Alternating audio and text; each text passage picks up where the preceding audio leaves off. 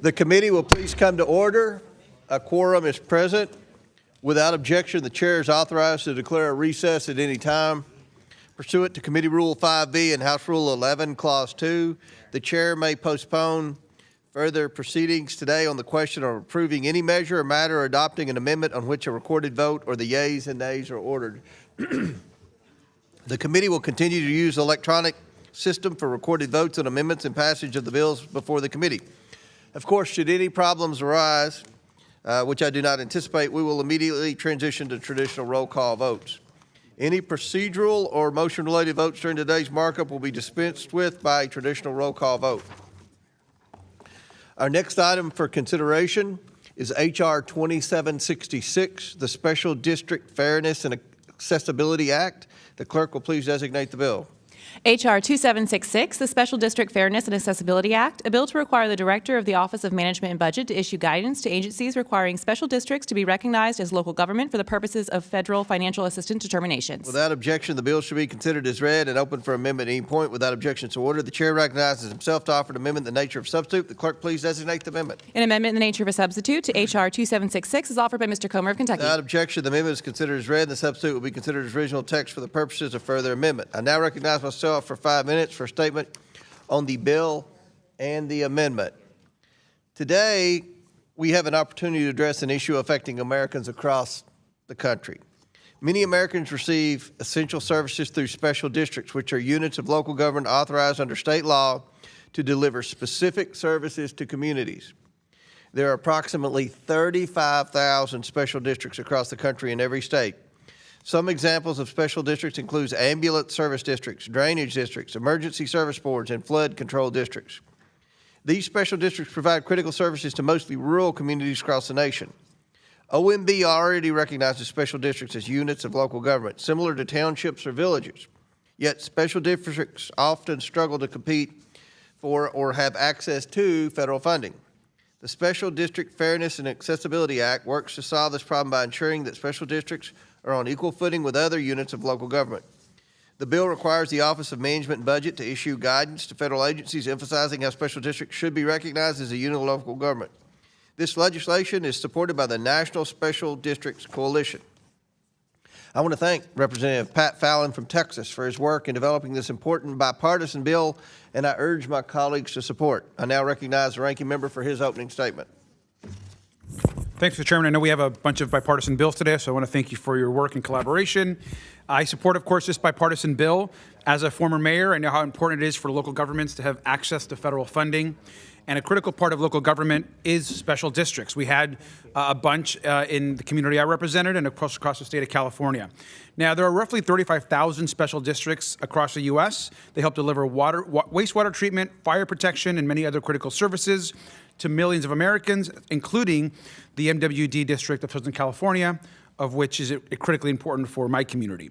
Now, unfortunately, special districts sometimes face challenges when trying to access and compete for federal funding due to certain technical and process problems. This bill would make it easier for special districts to access federal funds, and for that, we support this bill, and I yield back. The ranking member yields back. We're going to pause for a moment. Representative Fallon is en route. They said he's running. And for those of you who don't know, Pat Fallon played football for Lou Holtz at Notre Dame. So I assume he's in excellent physical condition still.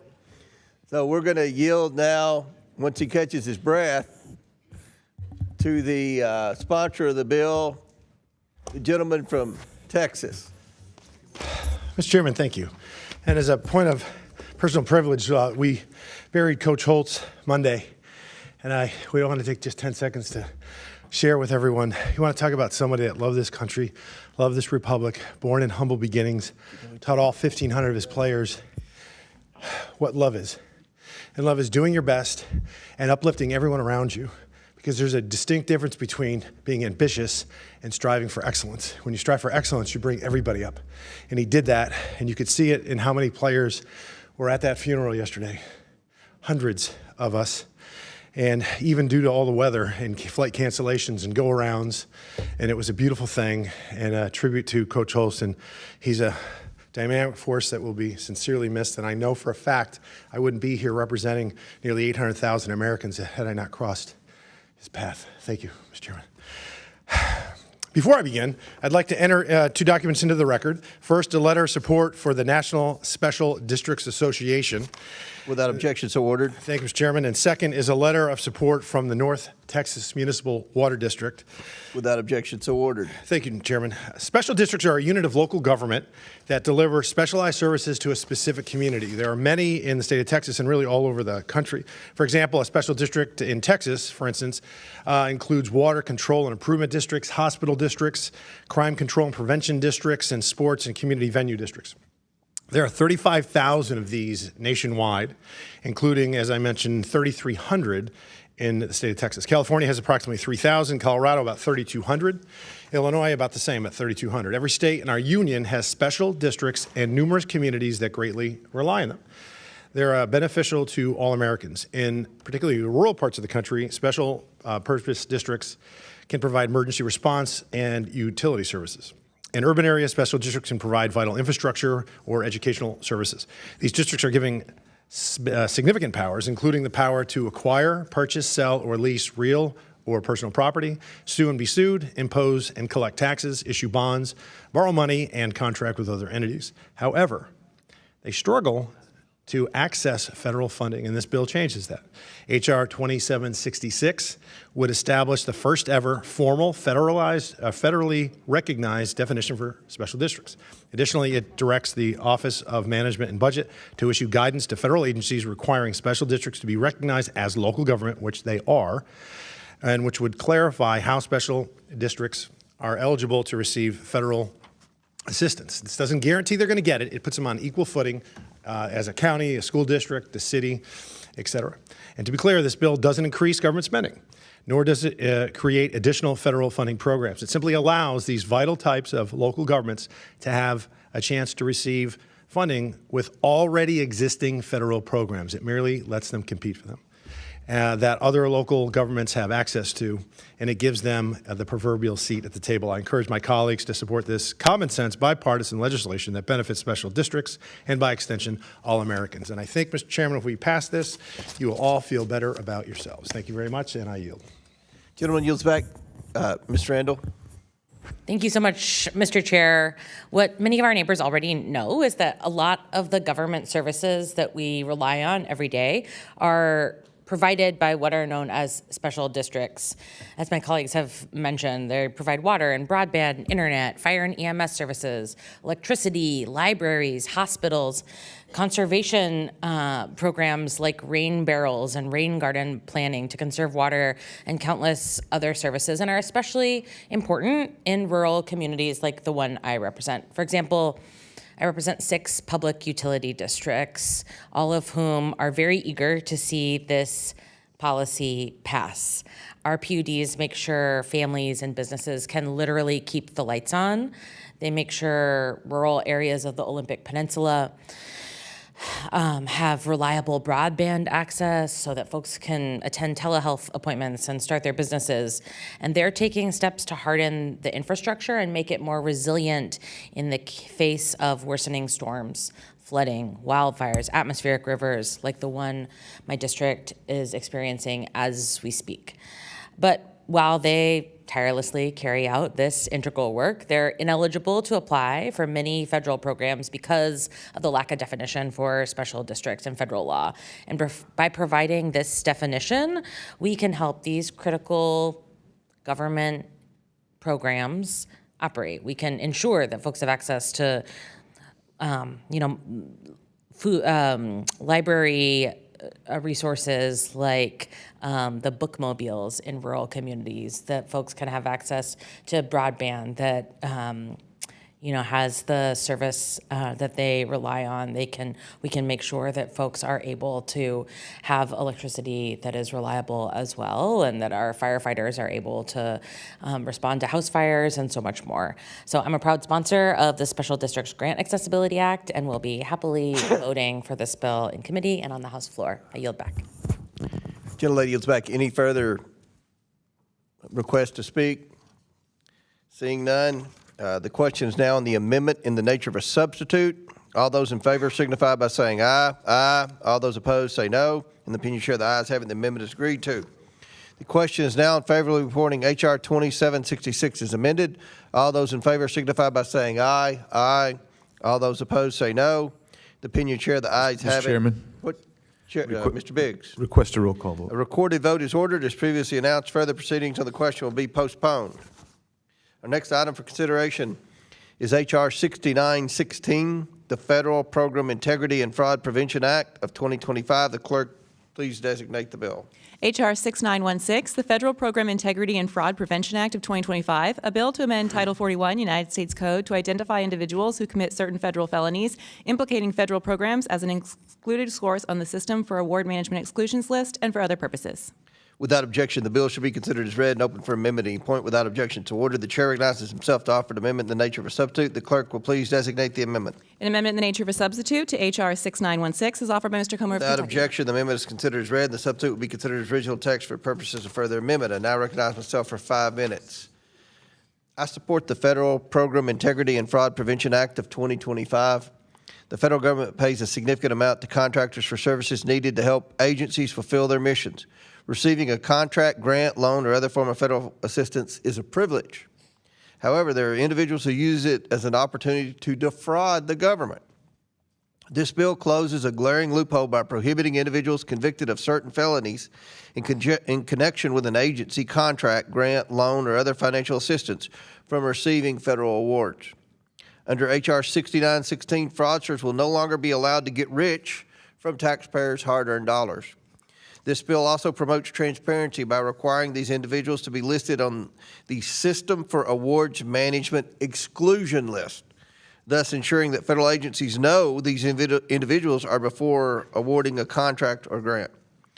This committee has investigated fraud extensively, and we have seen that as long as fraudsters are successful in obtaining contracts and federal financial assistance, they will continue to do so.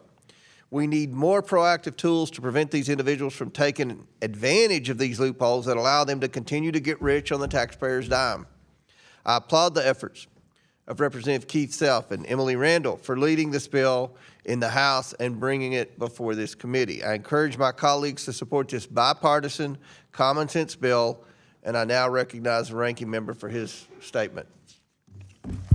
Thank you. I also want to thank the authors of the bill. I particularly want to thank, of course, Representative Randall for her work on this legislation. Another real common sense piece of legislation. I want to support this bill. One of our most important responsibilities, of course, on this committee is ensuring that the taxes paid by hardworking Americans are spent wisely by their government.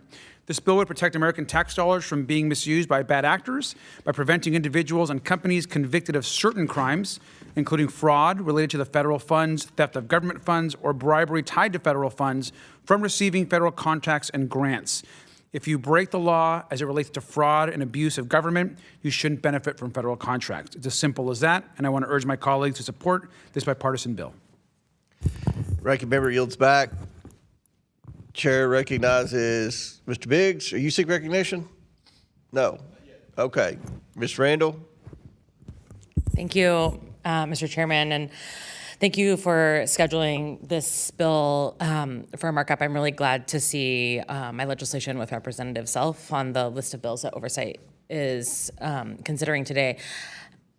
We've sat through many hearings in this committee where my colleagues on the other side have pointed fingers at democratically led cities and states while ignoring what's happening in their own backyards and failing to come to the table with real solutions. And instead of political theater, our constituents, our neighbors, deserve us to be spending time discussing and enacting proven, vetted solutions to the actual instances of fraud where there are well-documented patterns of behavior. We shouldn't be giving people committing fraud more government contracts.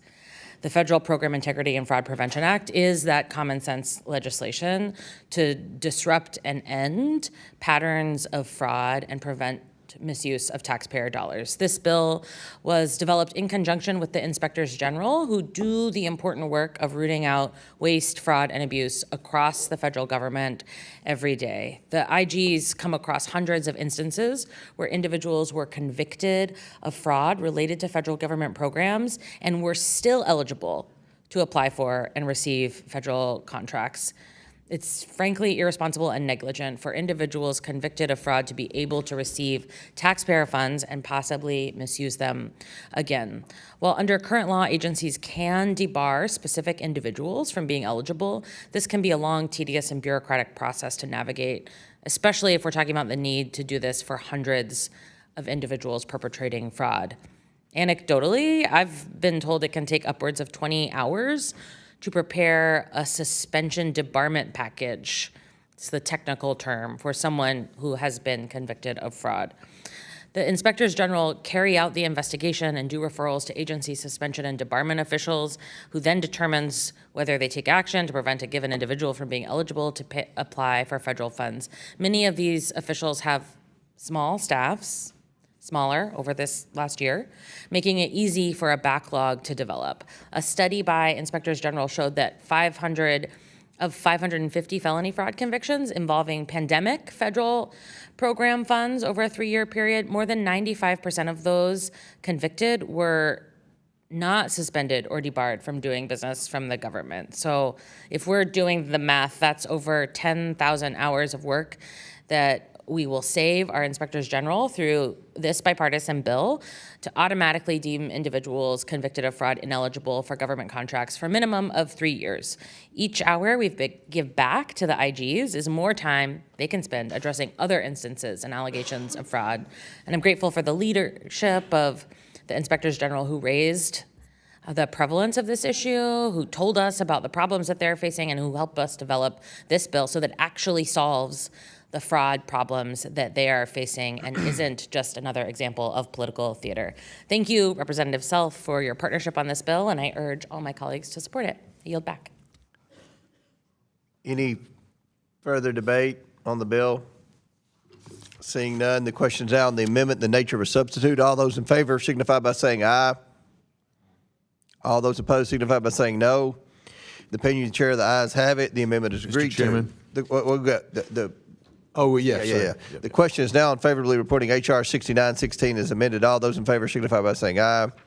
All those opposed say no. For what purpose does the gentleman from Arizona seek recognition? Oh, to seek roll call vote. Recorded vote is ordered as previously announced. Further proceedings on the question will be postponed.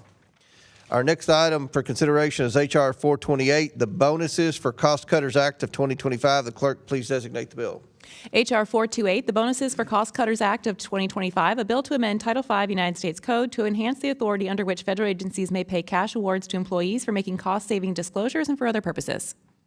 Without objection, the bill should be considered as read and open for amendment at any point. Without objection to order, the chair recognizes himself to offer an amendment in the nature of substitute. The clerk, please designate the amendment. An amendment in the nature of a substitute to H.R. 428 is offered by Mr. Comer of Kentucky. Without objection, the amendment is considered as read, and the substitute will be considered as original text for the purposes of further amendment. I now recognize myself for 5 minutes. I support the Bonuses for Cost Cutters and Fraud Preventers Act, which expands incentives for federal employees to identify and disclose waste and abuse before American taxpayer dollars are spent. Federal employees are the best positioned to catch wasteful spending, but without incentives to disclose such spending, they may not speak up. That's why Congress created cash awards in 1981 to encourage employees to take action. This program was so successful that it was made permanent just over a decade later. The use of these authorities has resulted in creative ideas coming from agency employees themselves, saving millions of taxpayer dollars over the years. Such cost-saving ideas have included allowing veterans to use otherwise safe discarded medicine, eliminating wasteful printing of the Federal Register, and much more. And now Congress can do more to expand the cost-saving potential of these authorities. H.R. 428 is amended, increases incentives for federal employees by allowing cash awards for reporting wasteful spending and improper payments before funds go out the door. As we have heard over and over again, the best way to recover misspent taxpayer dollars is not to misspend them in the first place. I support this initiative, which preserves Congress's constitutional role in the appropriations process and helps reduce wasteful spending. I thank Representative Fleischman from Tennessee for bringing these reforms to our committee and for working with us to further improve the bill. I urge my colleagues to support this legislation. I now recognize the ranking member. Thanks, Mr. Chairman. I also support this legislation. The bill would save American taxpayers money by encouraging public servants to identify cost savings in federal programs and would increase an existing award program cap of $10,000 up to $20,000. Employees who eliminate waste, fraud, and abuse would qualify for cash awards for their efforts. Again, this is a good piece of legislation, and it's a thoughtful way of putting the American people first as it relates to spending our tax dollars. I urge my colleagues to support this bill, and I yield back. Ranking member yields back. I'd like to ask unanimous consent to enter into the record a letter of support dated March 18th from the National Taxpayers Union endorsing H.R. 428, bonuses for Cost Cutters Act of H.R. 1722, the $1 billion boondoggle act, H.R. 2069, the Stop Secret Spending Act, H.R. 4642, the Fiscal Contingency Preparedness Act, and H.R. 7934, the Settlement Agreement Information Database Act. Without objection, so ordered. Do any members seek recognition on H.R. 428? Seeing none, the question is now on the amendment in the nature of a substitute. All those in favor signify by saying aye. Aye. All those opposed say no. In the opinion of the chair, the ayes have it. The amendment is agreed to. The question is now favorably reporting H.R. 428 is amended. All those in favor signify by saying aye. Aye. For what purposes, Mr. Biggs, seek recognition? Roll call vote, please, sir. A recorded vote is ordered by Mr. Biggs from Arizona. As previously announced, further proceedings on the question will be postponed. Our next item for consideration is H.R. 1722, the $1 billion boondoggle act of 2025. The clerk will please designate the bill.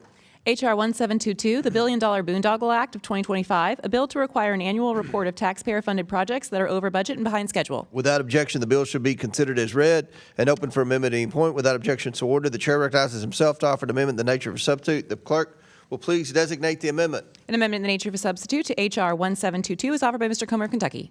Without objection, the amendment is considered as read, and the substitute will be considered as original text for the purpose of further amendment. I recognize myself for the purpose of, for 5 minutes, for the purpose of making a statement on the bill. Congress must ensure that every taxpayer dollar is spent efficiently. Each year, the Government Accountability Office reports government projects that are above cost projection or behind schedule. Such projects include federal information technology programs and National Nuclear Security Administration projects.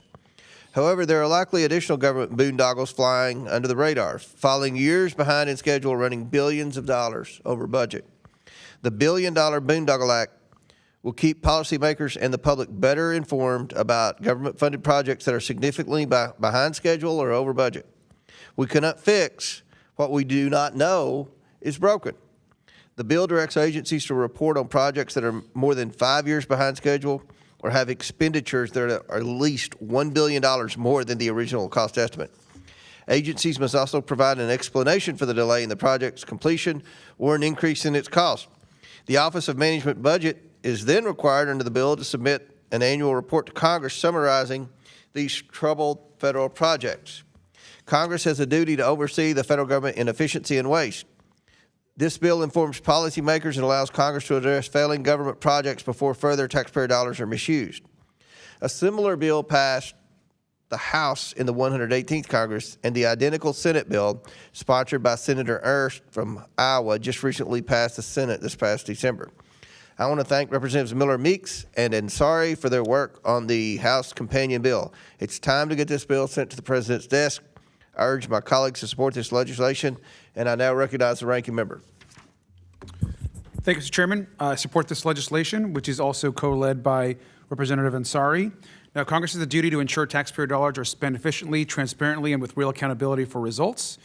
We know this bill would require that Congress be notified of any project that is more than 5 years behind schedule or $1 billion over budget, and it will help Congress perform critical oversight roles on behalf of the American public. I urge my colleagues to support this bill, and I yield back. Gentleman yields back. Any member seek recognition? Chair recognizes Mr. Biggs from Arizona. Mr. Chairman, I support this bill.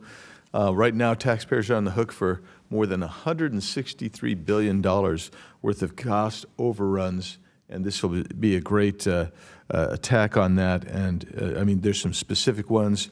We think of the California high-speed rail line that has jumped in costs, an additional project in Boston that that went from $400 million to $1.4 billion. And so, Mr. Chairman, I support this and ask that you allow into the record that a piece called Taxpayers on the Hook for $163 billion worth of project overruns, including controversial Fed renovations.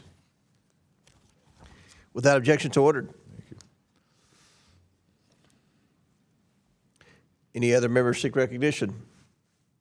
Seeing none. Question is now on the amendment in the nature of a substitute. All those in favor signify by saying aye. Aye. All those opposed say no. In the opinion of the chair, the ayes have it, and the amendment is agreed to. The question is now in favor of reporting H.R. 1722 as amended.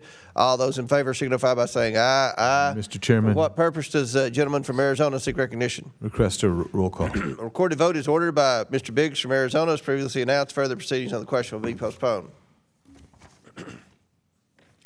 Our next item for consideration is H.R. 4642, the Fiscal Contingency Preparedness Act. The clerk will please designate the bill.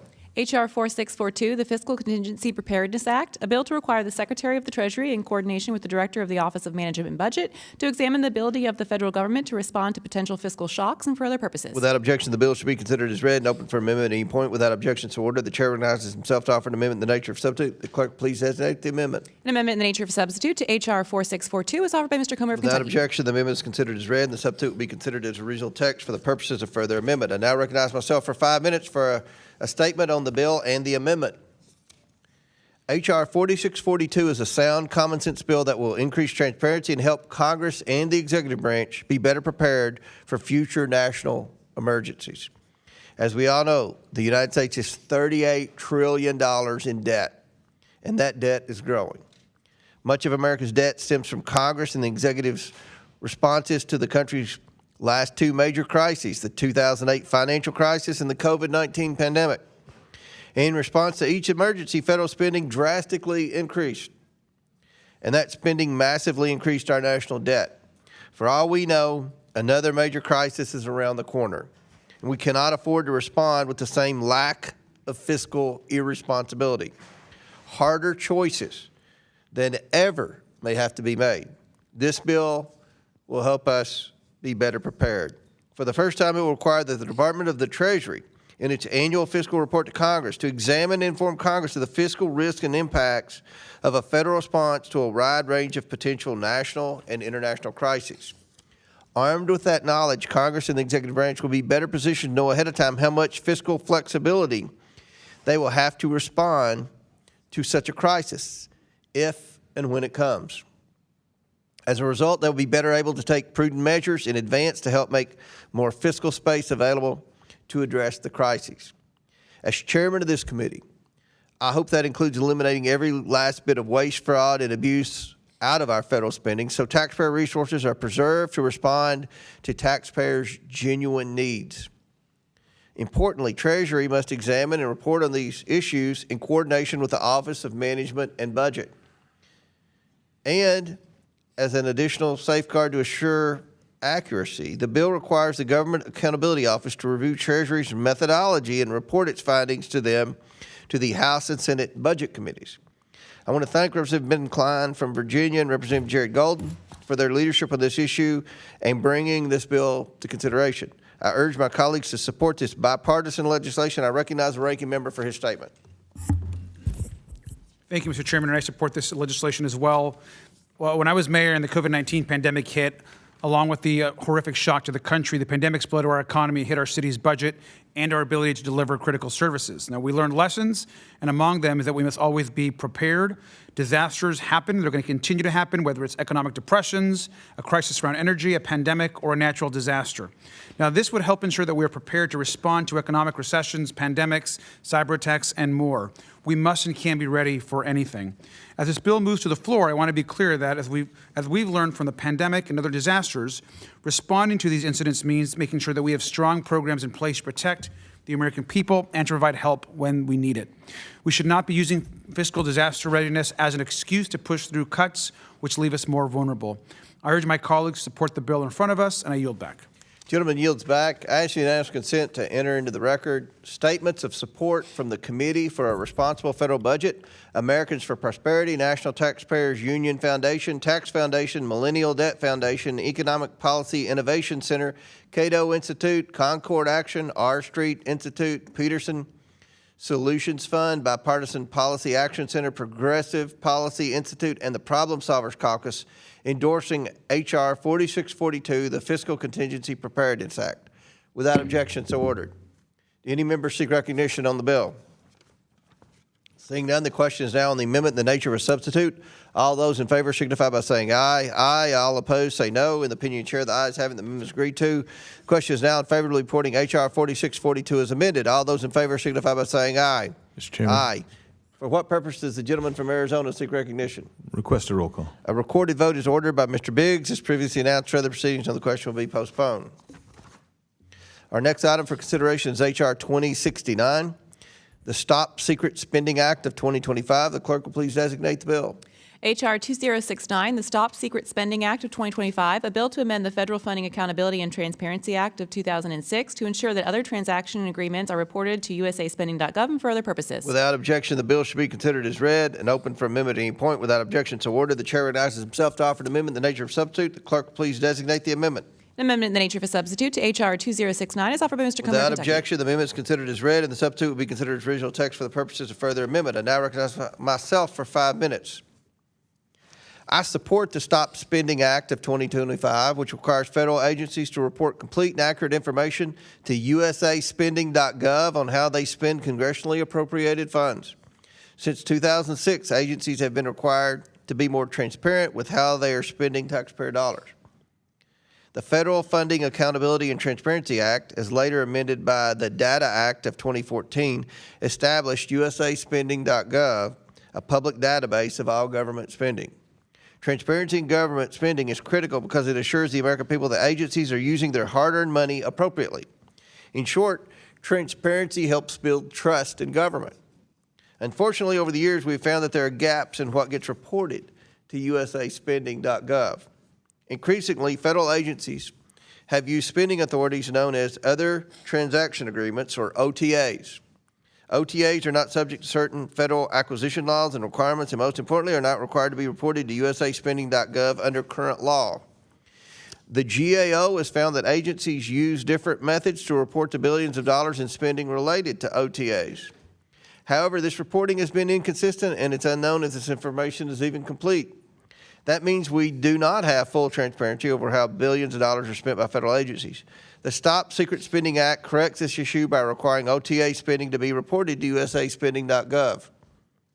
The bill also requires agencies to report annually on types of funding that previously were unreported for a variety of exemptions.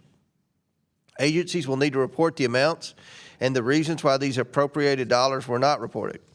This provides more transparency to the public and allows all of us to hold agencies accountable. Lastly, this bill restores the requirement for agency inspectors general to review the entirety of data submitted to usaspending.gov to ensure that it is complete and accurate. Transparency does not mean anything if the spending information that gets reported is not complete or accurate. I thank Representatives Barry Moore from Alabama, Jimmy Panetta for leading this bill in the House of Representatives. I urge all my colleagues to support this common sense bipartisan bill, and I yield to the ranking member. Thank you, Mr. Chairman. I also support this bill. The American people work hard to make ends meet, particularly with costs skyrocketing and failed policies both at home and abroad. The American people deserve to know how the federal government is spending their money. This bill would increase transparency on how taxpayer dollars are spent by requiring agencies to report each year on federal spending that is not currently disclosed on usaspending.gov. I urge my colleagues to support this bill, and I yield back. Gentleman yields back. I ask unanimous consent to enter into the record a letter from the Center for Procurement Advocacy dated March 16, 2026, endorsing H.R. 2069, the Stop Secret Spending Act. Without objection, so ordered. Any member seek recognition on the bill? To speak on the bill? Seeing none, the question is now on the amendment in the nature of a substitute. All those in favor signify by saying aye. Aye. All those opposed say no. In the opinion of the chair, the ayes have it. The question is now in favorably reporting H.R. 2069 as amended. All those in favor signify by saying aye. Mr. Chairman. For what purpose does the gentleman from Arizona seek recognition? Request a roll call. A recorded vote is ordered by Mr. Biggs. As previously announced, further proceedings on the question will be postponed. Our next item for consideration is H.R. 7934, the Settlement Agreement Information Database Act of 2026. The clerk will please designate the bill. H.R. 7934, the Settlement Agreement Information Database Act, a bill to amend Chapter 3 of Title 5 United States Code to require the publication of settlement agreements and for other purposes. Without objection, the bill should be considered as read and open for amendment at any point. Without objection, so ordered. The chair recognizes himself to offer an amendment in the nature of substitute. The clerk please designate the amendment. An amendment in the nature of a substitute to H.R. 7934 is offered by Mr. Comer of Kentucky. Without objection, the amendment is considered as read, and the substitute will be considered as original text for the purposes of further amendment. I'm going to yield to the sponsor of the bill, Mr. Palmer, but before I do, Gary, when Pat Fallon came in, I announced to the world that he played college football at Notre Dame for a famous coach, Lou Holtz. And I feel like I need to recognize and announce to the world, if they didn't already know, you played college football at Alabama for another famous coach, Bear Bryant. If I played college football, I would say that in every opening statement about myself, but I didn't. So. Before Lou Holtz went to Notre Dame, he was the head coach at Arkansas, and we played him for the national championship. Yeah. And beat them. And Lou Holtz told me this himself. He said when Coach Bryant walked across the field at the end of the game, he said, "Lou, that's the best game we played all year." And Coach Holtz said, "Well, I'm just glad I was there to see it." Chair recognizes the sponsor of the bill, Mr. Palmer. Thank you, Mr. Chairman. The federal government's duty to serve the public interest relies on transparency and accountability to all its citizens. Due to poor record keeping, however, it is impossible for Congress and the public to determine the comprehensive impact of federal settlement agreements and consent decrees. States, municipalities, industry stakeholders, and taxpayers are often directly affected by the terms of these agreements, but are prevented from accessing the details of these settlements and decrees. I personally encountered this problem as far back as 2008 when I worked at a think tank. Federal courts, agencies, and state and local municipalities were unable to identify the number of consent decrees Alabama was legally bound to enforce. We were told the cases were only filed by case name or number, and accordingly, it would be impossible to retrieve Alabama-specific cases. Currently, most of the public's access to federal settlement information is based on individual agency discretion, and information usually is issued in the form of a press release. Worse yet, there are no uniform standards for internal or public record keeping across federal agencies. In some cases, heads of agencies will also declare a settlement to be confidential and seal the contents without providing any explanation. It is therefore impossible for the public to determine the comprehensive costs and outcomes of federal settlement agreements. The Bipartisan Settlement Agreement Information Database Act, or SED Act, will address this problem. The bill establishes a centralized electronic database of settlement agreements entered into by federal agencies. Basic information about settlement agreements already collected by federal agencies, such as payments and dates, will be searchable for the public online through this database. This will include agreements that impose payment obligations of $10 million or more to a settling party entered into after January 2015. In circumstances where the terms of an agreement or decree are deemed confidential, the bill requires agency heads to issue a written public statement justifying the non-disclosure. H.R. 7934 provides long overdue transparency and accountability standards to federal settlement agreements and consent decrees. I thank my friend and colleague, Mr. Mafume, for his leadership in joining me as co-lead for this bipartisan SED Act. I urge my colleagues to support this bill, and I yield back. Jim yields back. Recognize the ranking member. Thank you, Mr. Chairman. I also support this bill. This bill, as we know, would create a database of settlement agreements entered into by federal agencies with the victims of violations of federal civil or criminal law. Heads of agencies would be required to submit details about the types of settlement agreements they have entered to, the parties who are involved, and specific violations and any amounts paid. This is good for transparency and accessibility of the public. I urge my colleagues to support the bill, and I yield back. Gentleman yields back. I'll recognize myself for 5 minutes. H.R. 7934, the Settlement Agreement Information Database Act, is a common sense measure that increases transparency and enhances public participation in government policy making. Transparency and public participation are vital to ensure the public's continued trust in our government. But for years, they have been undermined by federal agencies that have entered into legally binding settlement agreements and consent decrees and litigation over government action. These agreements and decrees typically result from secret negotiations with activist plaintiffs that diminish transparency and essentially prevent the public from participating in important policy decisions. It's currently impossible for Congress and the public to determine the comprehensive impact of these settlement agreements and consent decrees on state and local governments and private sector entities that must follow mandates the settlements and decrees require. The burdens imposed can be difficult to see and understand, but state and local governments, industry stakeholders, and taxpayers can be directly affected for years by these settlements and decrees, even though they were unable to provide input. This legislation seeks to correct that problem. The bill requires federal agencies to publish information regarding settlement agreements and consent decrees on a publicly available electronic database. Under the bill's requirements, these agency databases will include dates, payments, attorney fee awards, and a list of state and local governments identified by the agreements and decrees. Currently, agencies typically release such information at their discretion and often publicize only facts that reflect favorably upon the agency. Furthermore, the terms to which agencies agree are often deemed confidential. This bill requires an agency head to submit annual reports to Congress and make publicly available information stating the basis for maintaining confidentiality, allowing for additional scrutiny. This will increase the transparency of the federal government and shine a much-needed light on settlement agreements and consent decrees into which government agencies enter. I again want to thank the sponsor of the bill, Representative Palmer, for his longstanding leadership on this issue, and Representative Mfume for helping push these reforms in this committee. I urge my colleagues to support this legislation. Do any other members seek recognition? Ms. Ansari. Mr. Chairman, if I may, I will discuss H.R. 1722, the $1 billion boondoggle act of 2025. It's one of the previous bills. Okay. Thank you, Mr. Chairman.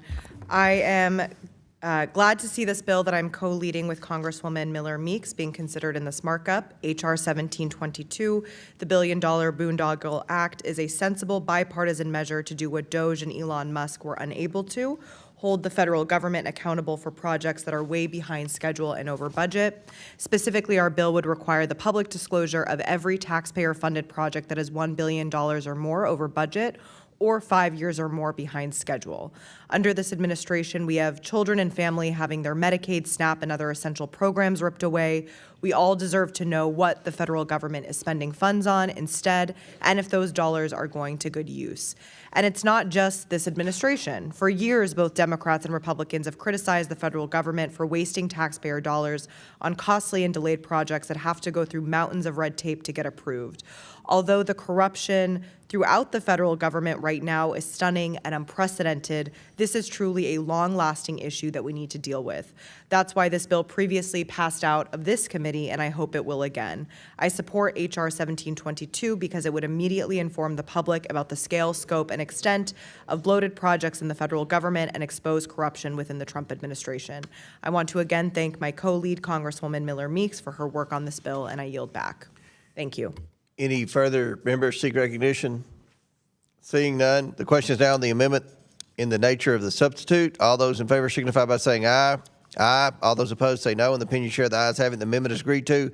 Question is now in favor of reporting H.R. 7934 is amended. All those in favor signify by saying aye. All those opposed say no. For what purposes, Mr. Biggs, seek recognition? Request a roll call. Recorded vote is ordered by Mr. Biggs. As previously announced, further proceedings on the question will be postponed. Our next item for consideration is H.R. 5525, the Stop DC Capital Authoritarian Motor Vehicle Enforcement and Restoration of Autonomy or CAMERA Act. The clerk will please designate the bill. H.R. 5525, the Stop DC Camera Act, a bill to repeal the authority of the District of Columbia to use automated traffic enforcement systems and to erect signage prohibiting right turns at red traffic signal. Without objection, the bill should be considered as read and open for amendment at any point. Without objection to order, the chair recognizes himself to offer an amendment in the nature of substitute. The clerk will please designate the amendment. An amendment in the nature of a substitute to H.R. 5525 is offered by Mr. Comer of Kentucky. Without objection, the amendment is considered as read. The substitute will be considered as original text for the purposes of further amendment. I now recognize the sponsor of the bill, Mr. Perry from Pennsylvania. Well, thank you, Mr. Chairman. This bill simply repeals local D.C. laws relating to automated traffic enforcement, as well as the D.C. mayor's authorization to use traffic enforcement systems and issue fines with these cameras.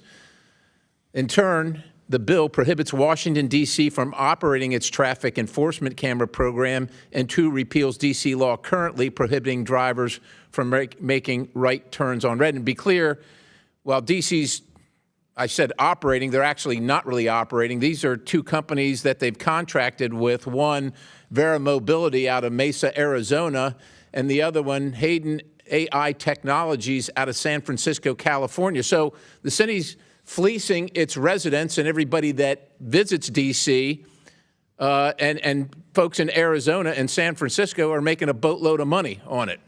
The residents and commuters of Washington are both sick and tired of being fleeced for hundreds of dollars of petty automated traffic fines, all in the name of alleged safety.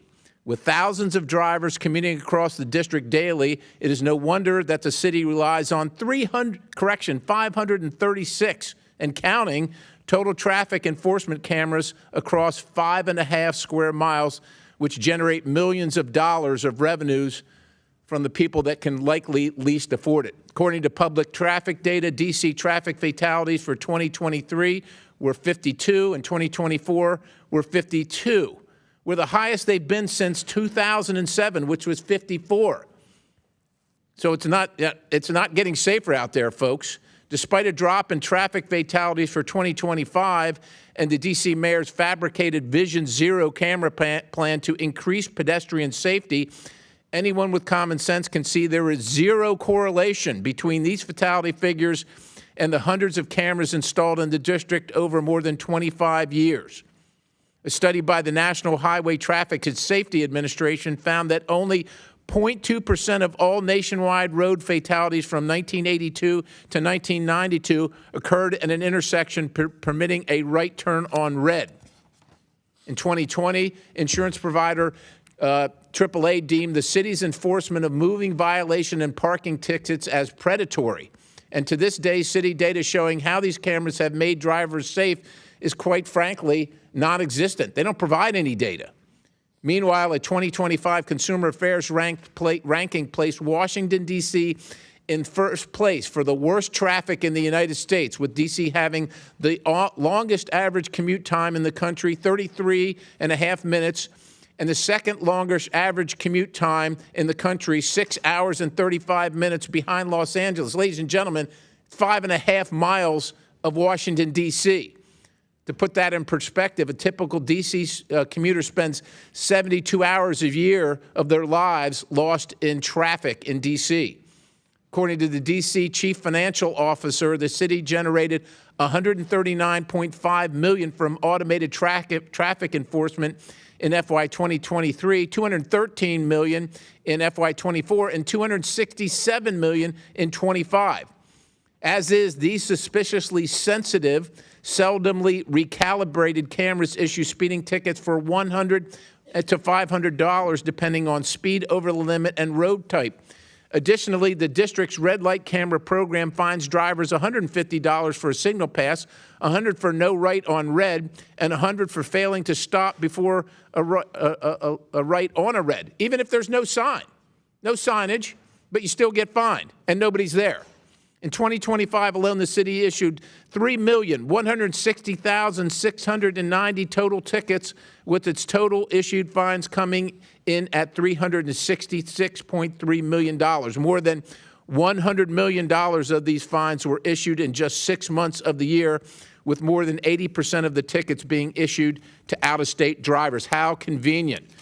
It's called taxation without representation, folks. As is, these automated cameras are expected to yield over $1 billion between 24 and 28, with revenue declining over time as people find out where they are. Additionally, as of May 24, drivers owed nearly $1.3 billion in fines and penalties to the district. In September, this committee successfully passed 2 amendments with bipartisan support, striking all D.C. code language, permitting the city to install the use of traffic cameras, and instituting a right turn on red ban that began in January. I express my support of the chairman's ANS to the bill, and my goal is to bring driving autonomy back to the district, not only for the people that live there, but for people that visit. These cameras are a shameless money grab that can continuously deter tourists, aggravate commuters, and attack and defraud local residents with hundreds of dollars in fines. I urge support of passage of the bill, and I yield the balance, Mr. Chairman. Gentleman yields back. Chair recognizes Mr. Garcia. Thank you. Just want to, again, I think something that's really important, and we continue to bring this up in this committee, is that the district have the ability to govern themselves. I oppose this bill, which again, another attack on the 700,000 DC residents and on democratic principles. Now, I personally have strong opinions as a former mayor on these types of cameras, and I think they can be debated, I think, in a way that is reasonable and responsible in different cities and in different communities. I will agree that they can also be misused in many cases, and I've seen that happen in cities and communities. At the same time, I believe that the decisions for the district should be left to the district and the community. DC's locally elected officials are accountable to DC residents, and local leaders should be empowered to address local matters without Congress continuously interfering. We should honestly be focused on ways that we can ensure the support that they need, that the district needs. That should be our focus, not continuously repealing bills as it relates to DC traffic laws, criminal justice laws, and other laws that continue to be in front of us today. Again, I'll say it again, if we should be considering anything, it should be statehood for the district at this moment. I urge my colleagues to oppose H.R. 5525. Gentleman yields back. Before I recognize Mr. Higgins, Mr. Perry, do you have a... Yeah, I just want to enter into the record, if I could please, Mr. Chairman, this article from the D.C. Policy Center entitled "Predominantly Black Neighborhoods in D.C. Bear the Brunt of Automated Traffic Enforcement." Without objection, so ordered. Chair recognizes Mr. Higgins from Louisiana. Thank you, Mr. Chairman, and I appreciate my colleague, Representative Perry, for introducing this bill. Mr. Chairman, I oppose all camera-based traffic code enforcement. So wherever I have opportunity to vote against it, I will. To oppose it, I will. There's a huge difference, Mr. Chairman, between traffic camera surveillance of intersections, which are incredibly valuable for investigating vehicle crashes and solving crimes, identifying vehicles involved in high-speed pursuits or in criminal behavior, identifying vehicles fleeing from criminal scenes. There are many, many circumstances where the technology of cameras mounted throughout a municipality or a jurisdictional authority can be very helpful. So that's a huge difference from traffic code enforcement. That's essentially remote enforcement of alleged traffic violations and issuance of fines. That's wrong. We should oppose it across the board. It doesn't reflect even the basic standards of law enforcement professionalism.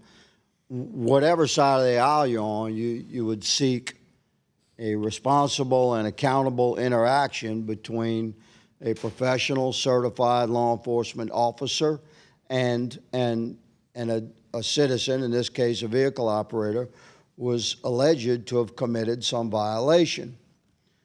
So a traffic enforcement camera removes the observation. There's no initial observation by a post-certified police officer. There's no personal interaction between that observing police officer and the vehicle operator. There's remote enforcement, and the recipient of that fine really has no option other than to just pay the fine. They say that you have an option, but you really don't, because it's an incredible intrusion upon your life to have to go show up at a court for, if you're actually working, young man, it's an incredible intrusion on your life to actually show up in court at some city that you visited and you receive an automated traffic ticket from. How would my fellow citizens feel if a police officer pulls you over, he turns on his lights, you pull over, and instead of walking to your passenger window and knocking on the window and you put the window down a little bit these days, that's what's cool, and you say, "Good afternoon, sir or ma'am, I'm Captain Clay Higgins, St. Landry Parish Sheriff's Office. The reason I stopped you is because you weaved 2 times over into the other lane. I want to make sure you're okay. You okay to drive?" But instead of an interaction that might start off like that, you have no interaction. The police officer pulls you over, and you sit there, and he just walks up to your car and like sticks a citation to your windshield and leaves. How would you feel about that? Because that's what's happening with these traffic cameras. So it's impossible to support the long-held principles that we pursue regarding professional and community interactions between law enforcement and the citizens that we intend to serve. It's impossible to support those principles and support automated traffic camera enforcement and fining of the citizenry. So I appreciate the bill being brought. I like the chance to vote against this stuff. I yield. Gentleman yields back. Chair recognizes Ms. Norton from Washington, D.C. Thank you, Mr. Chairman. I strongly oppose this undemocratic and paternalistic bill, which would repeal 2 traffic laws enacted by the District of Columbia. Today's markup is the 3rd markup this Congress of a bill that would interfere with these 2 laws. Last year, this committee passed a bill that would, among other things, repeal these 2 laws. And the House Committee on Appropriations passed a bill that would prohibit D.C. from using local funds to carry out these 2 laws. Over the past 5 years, the sponsor of this bill has tried repeatedly to repeal or block these 2 laws, as well as another D.C. traffic law. But he is not the first Republican to try to repeal D.C.'s automatic traffic enforcement law. Republicans have been trying to repeal that law since 2014. The 700,000 district residents, the majority of whom are black and brown, are capable and worthy of governing themselves. If residents do not like how the members of the D.C. Council vote, residents can vote them out of office. That is democracy. If D.C. residents do not like how members of Congress vote on local D.C. matters, residents cannot vote them out of office. That is the antithesis of democracy. I ask unanimous consent to enter into the record statements opposing this bill from D.C. Mayor and 12 members of the D.C. Council. With that objection, it's ordered. The substance of this bill should be irrelevant since there is never justification for Congress to legislate on local matters, but I will discuss it. D.C. is not unique in either using automated traffic enforcement or prohibiting turning right on red light. For example, automated traffic enforcement is used by hundreds of jurisdictions in about half the states, both red and blue, including in the home states of both the chairman and sponsors of this bill. According to an automated enforcement program listed, a checklist issued by the Governor's Highway Safety Association, advocates for highway and automobile traffic safety, AAA, and the National Safety Automatic Enforcement is an effective tool to make roads safer.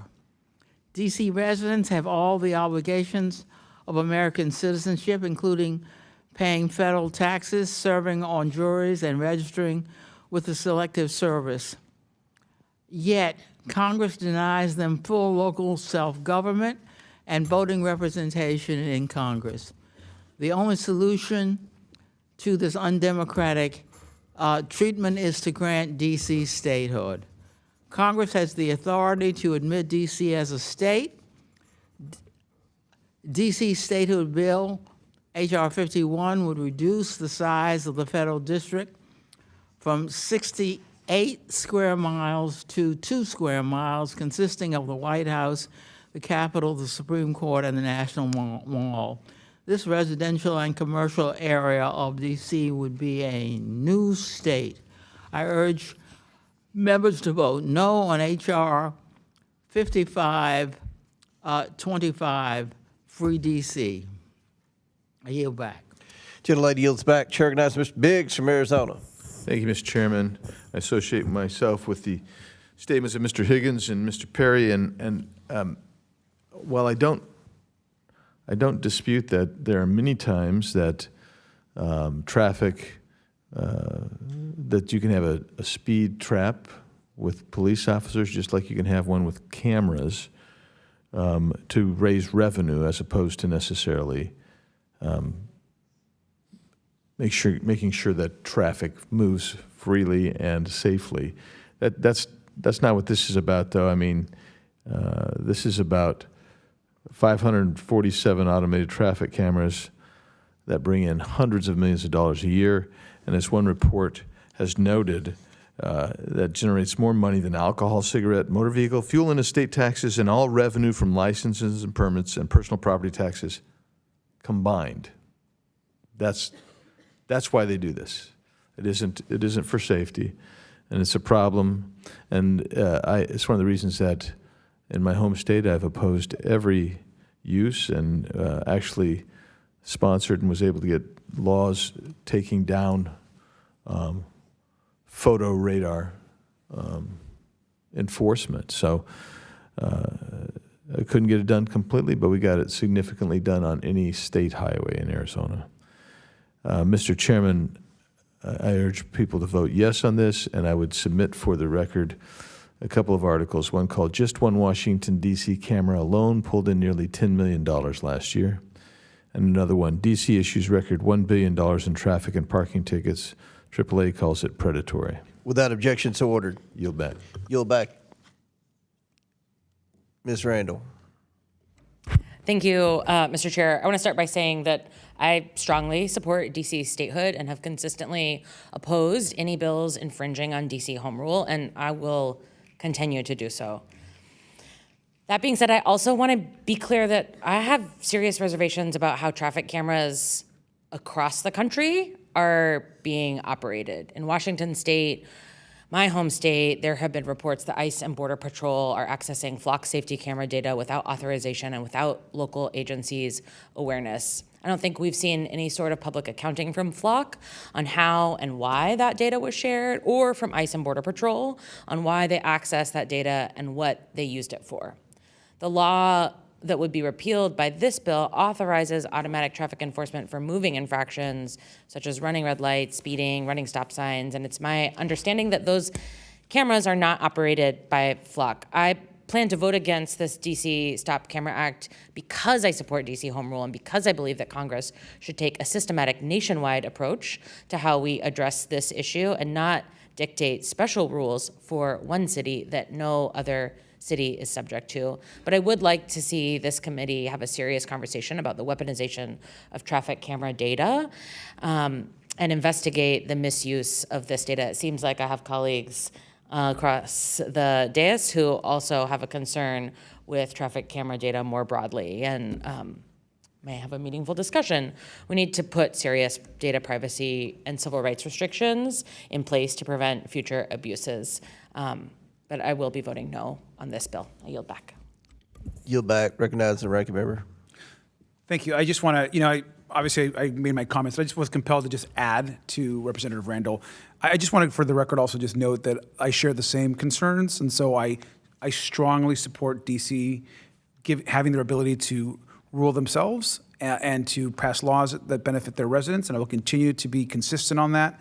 But I just want to uplift some of the comments from my colleagues in the majority, that I also share deep concerns about camera technology, the way it's used.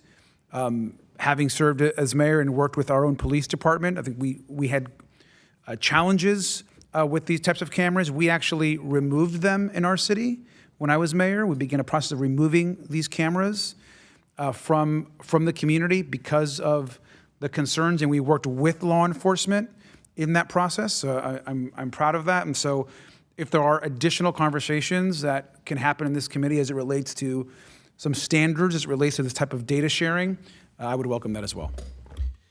Yield back. I recognize myself. I support the Perry bill, and I'll be happy to yield any additional time to Mr. Perry, the sponsor of the bill, if he wants it. Thanks, Mr. Chairman. I just want to reiterate again that 80% of the fines go to people from out of town, out of state, if you want to call it that, even though D.C. is not a state. Where do the people that come across the from across the country to their nation's capital, where do they get a vote on the D.C. Council, on D.C. leadership, and on the cameras? As my colleague, Mr. Higgins, a respected law enforcement officer, opined, once you leave town, you're not going to fly back, you're not going to drive back to pay a $100 fine, you're just going to pay it, which is why this is done. This is done to raise revenue. It has nothing to do with safety. As I said before, there are two companies on the West Coast, essentially, that are running this operation for Washington, D.C., and everybody's making money except the people that are being fleeced, whether they live in town or out of town. We certainly support D.C.'s ability to govern themselves. But unfortunately, in this case, what they're doing is fleecing everybody that comes to Washington, D.C., and we don't support that. We also don't support the fleecing of their residents, for which they don't want to raise taxes for the programs which they want to impose, and that's their business, I suppose. But let's just open this up and make it very clear to everybody that you're being charged a tax one way or the other to pay for these programs, and of course you're not voting for that tax. They don't want to put a tax increase on, they don't want to have to vote for that because voters won't like that, so they just collect the tax unfairly and unequally through like no right turn on red. There's not even a sign there. Like, people who come from other states, if there's a sign there, I'm sure they would be happy to comply. But you don't know that you're not allowed to turn right on red, and of course there's no safety infraction there in most of the intersections. So look, if D.C. can govern itself appropriately, the federal government by Constitution will butt out. But as you all know, especially residents from D.C., the Constitution is very clear about who's supposed to be governing D.C., and so this is absolutely appropriate and in accordance with the law. You might not like that law. You might not like the Constitution of the United States. We have a process for changing it. And I would encourage those who don't like those things to go ahead and engage in that process.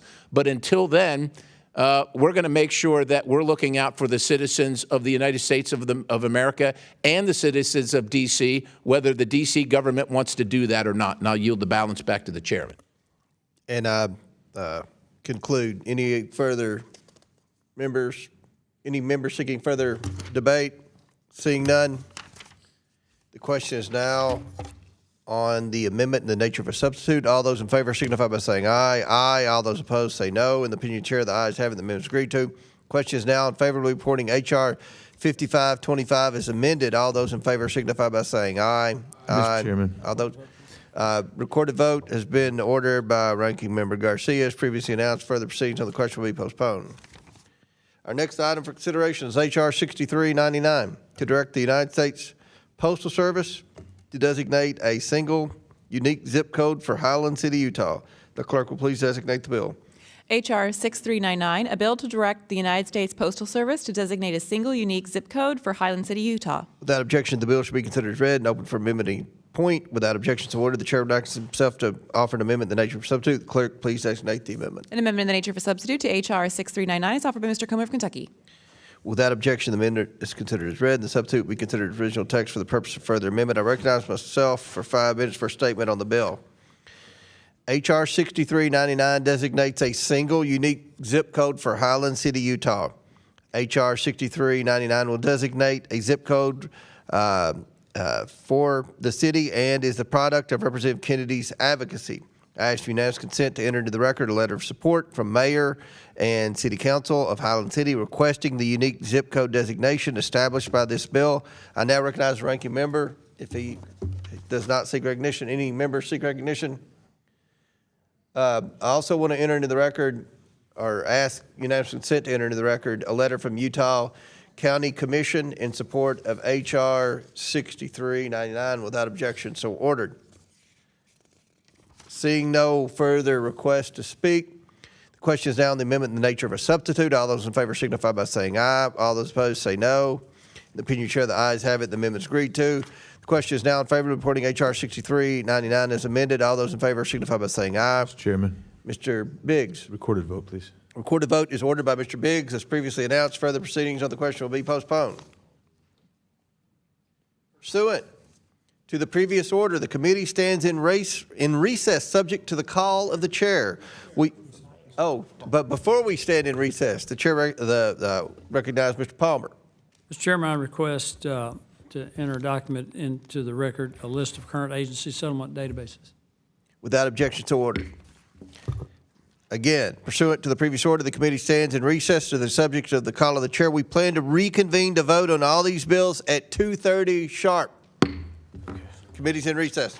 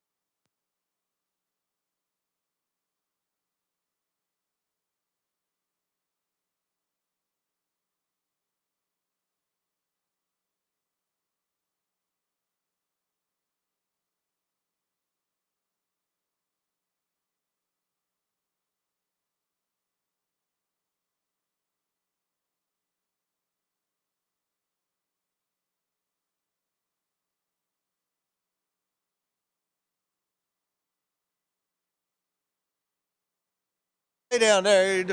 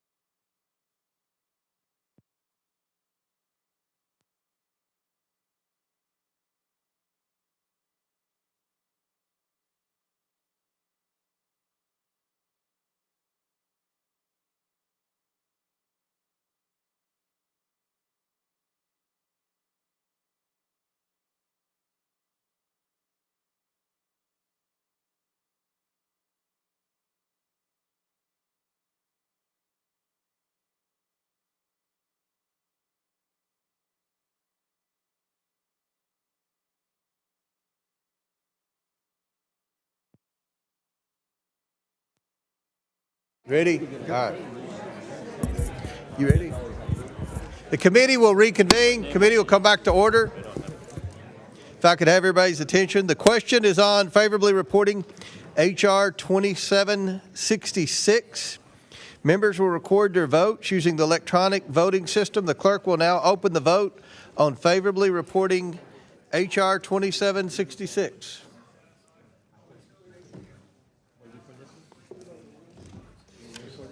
Oh. 2766.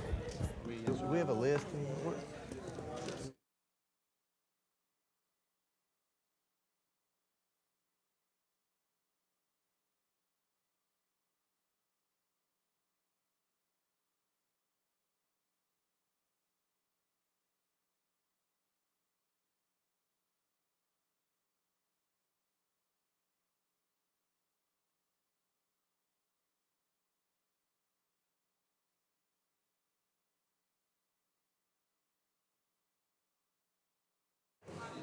We're going to keep the first vote open a minute. I know we got Mr. Palmer walking in. Hopefully after this first one, we'll rock and roll. We got Mr. Jack walking in. This is on 2766.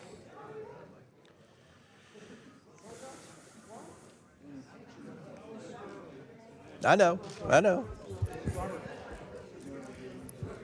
Have all members voted who wish? Does any member wish to change their vote?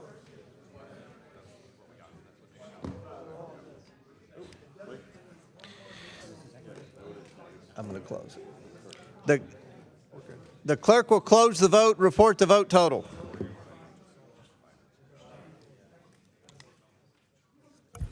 Mr. Chairman, on this vote, the ayes are 32, the nays are 8. The ayes have it. The bill is ordered favorably reported. Without objection, the motion reconsider is laid on the table. The question is now on favorably reporting H.R. 6916. Members will record their votes using the electronic voting system. The clerk will now open the vote on favorably reporting H.R. 6916.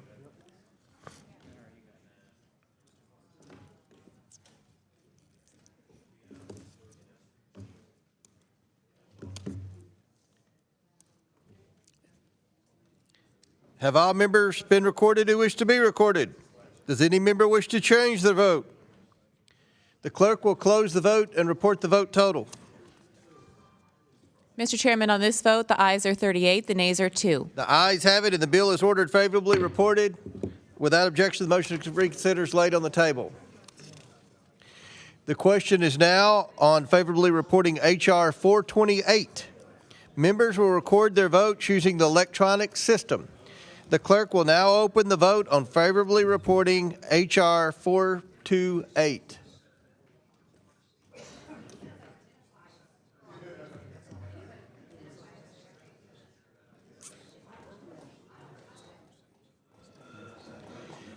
Have all members been recorded who wish to be recorded?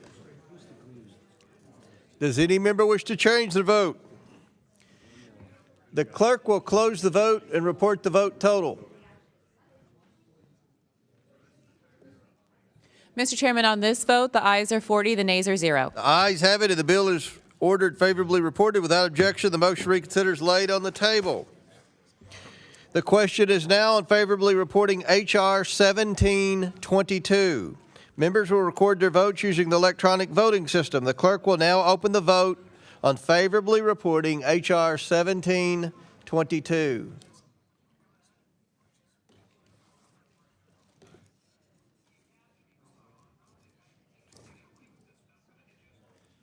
Have all members been recorded who wish to be recorded?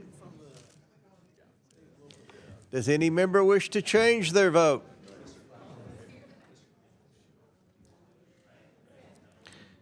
The clerk will close the vote and report the vote total.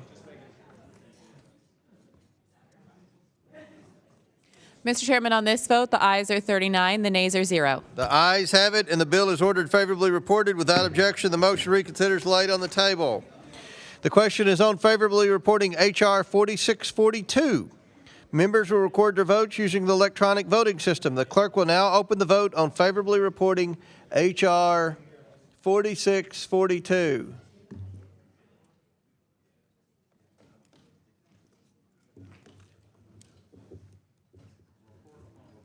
Have all members been recorded who wish to be recorded? One moment, sir. Okay, we're waiting on, oh, we're good now. Any member wish to change their vote? Seeing none, the clerk will report the vote total. Mr. Chairman, on this vote, the ayes are 39, the nay is 1.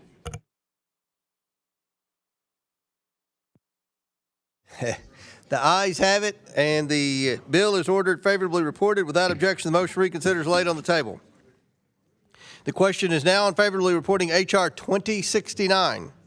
Members will record their votes using the electronic voting system. The clerk will now open the vote on favorably reporting H.R. 2069.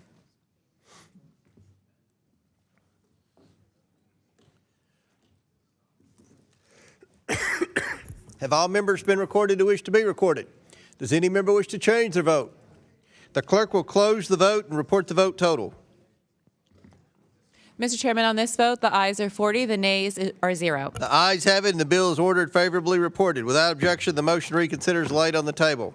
The question is now on favorably reporting H.R. 7934. Members will record their votes using the electronic voting system. The clerk will now open the vote on favorably reporting H.R. 7934.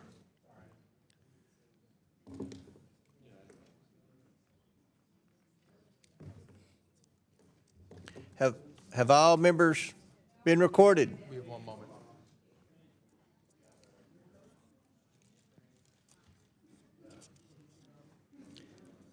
Does any member wish to change their vote? 1 moment, sir.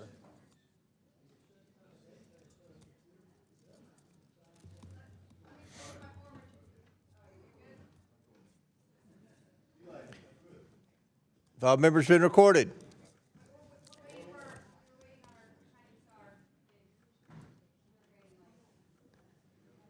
Does any member wish to change their vote? The clerk will close the vote and report the vote total. Mr. Chairman, on this vote, the ayes are 40, the nays are 0. The ayes have it. The bill is ordered favorably reported. Without objection, the motion reconsidered is laid on the table. The question is now on favorably reporting H.R. 5525. Members will record their votes using the electronic voting system. The clerk will now open the vote on favorably reporting H.R. 5525.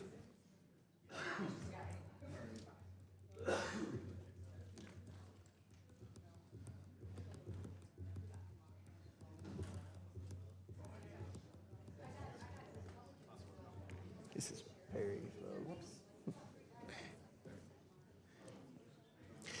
Have all members been recorded who wish to be recorded? Does any member wish to change their vote?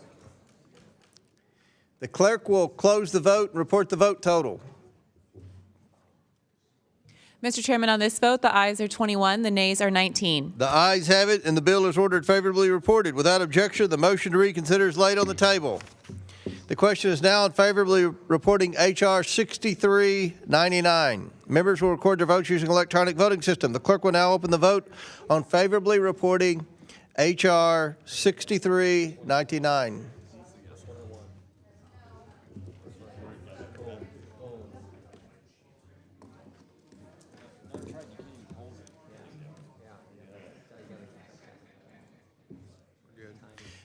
Have all members been recorded who wish to be recorded? Does any member wish to change the vote? The clerk will close the vote and report the vote total. Mr. Chairman, on this vote, the ayes are 40, the nays are 0. The ayes have it. The bill is ordered favorably reported. Without objection, the motion to reconsider is laid on the table. Pursuant to notice, I now call up the following postal naming bill, H.R. 6247, which was distributed in advance on this markup. Without objection, the bill is considered read. If any member would like to speak on the measure, they may do so now. Mr. Biggs. Thank you, Mr. Chairman. Today we honor a man who was an integral part of Arizona public service for almost 4 decades. Mayor Ed Honea was a bedrock of the Marana community and helped shape how it thrives today. Ed was first elected mayor of Marana in 1995 and again in 2005, but his service to Arizona and his country began long before that. During the Vietnam War, Ed answered the call to serve his country by being a proud member of the United States Navy Seabees After the war, he remained a lifelong member of the Veterans of Foreign Wars post-5990. When he returned to civilian life, Ed continued his service in other ways. In fact, Ed was so eager to help his community, he took on multiple roles at once. At the same time that Ed was mayor, he was working as a contractor for the United States Postal Service in Marana. He worked there for 29 years before retiring in 2007. While Ed is known as a giant in Marana, his public service actually extended throughout southern Arizona. He was the 2014 chair of the Pima Association of Government, a chairman of the Regional Transportation Authority, and held various leadership positions with the Arizona League of Cities and Towns. His leadership helped bring together and improve communities throughout the whole state. Even in death, Ed is still bringing positive impact on the community he so valiantly served. A year after his death, the Marana Aquatic and Recreation Center opened. This project was championed by Ed during his tenure as mayor. Additionally, Ed was a driving force in the Marana Food Bank and Community Resource Center that will continue to serve Marana families for years to come. And in everything Ed did, he always kept his deep faith in his family as his guiding light. Given the everlasting impact Ed has had on Marana, and particularly his years of service in the post office, it is more than fitting that we name this location after a man who dedicated his life to helping others and improving life for Arizonans. He was not just successful, he was significant. Thank you, Mr. Chairman. Yield back. Gentleman yields back. Any other members wish to speak on the bill? The question is now in favorably reporting H.R. 6247. All those in favor signify by saying aye. Aye. All those opposed say no. In the opinion of the chair, the ayes have it and the bill is favorably reported. The motion to reconsider is laid on the table. Pursuant to House Rule 11, Clause 2, I ask that committee members have the right to file with the clerk of the committee supplemental, additional, minority, and dissenting views without objection. Additionally, the staff is authorized to make necessary technical and conforming changes to the committee print, subject to the approval of the minority, without objection so ordered. If there is no further business before this committee, without objection, the committee stands adjourned. There you have it. Yeah. That was